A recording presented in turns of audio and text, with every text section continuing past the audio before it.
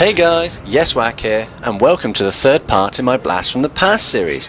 This week I'm looking at Ace Combat Distant Thunder, also known as Shattered Skies in the US. It's from PlayStation 2 and dates back to 2002. This hybrid arcade simulation flight game is the fourth installment in the Ace Combat series. The general story is, your home nation is under attack, and as the best pilot in the Air Force, it's mostly down to you to save the day. Generally, the missions follow the same format. You go into battle against either ground or air targets, having to pick the most suitable type of weaponry to combat this threat, based on intel from the loading screens. There is the occasional change from this format, including escort and evasion missions, but generally the missions are not long enough to become bored of them.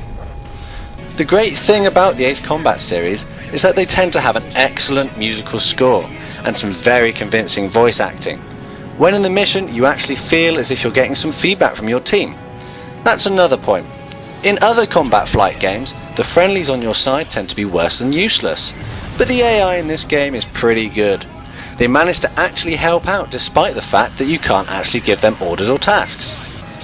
The enemy AI is pretty good too, not just flying in a straight line but actually putting up a bit of a challenge, especially if you up the difficulty.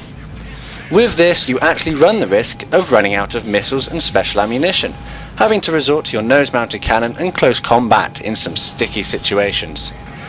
Taking into account that it is an arcade-style game, the flight characteristics are quite well done, with different aircraft having noticeably different strengths and weaknesses. My favourite feature, however, is the movie-style replay at the end and the arrow tracking system to review your performance in the debriefing screen. Bearing in mind that it's the first PS2 game of the series, it's quite hard to notice any bugs or issues. It feels like a well-produced product. So, my verdict. Don't get this game if you're not a fan of slightly grainy graphics. Other than that, do get this game if you want to play a well-polished arcade flight game with a catchy musical score, some decent combat and an excellent mission replay. It's not a hard game to master, but some of the missions can put up a bit of a challenge. I would recommend this game to someone who has played any of the other games in the Ace Combat series or is looking for something new to have a go at.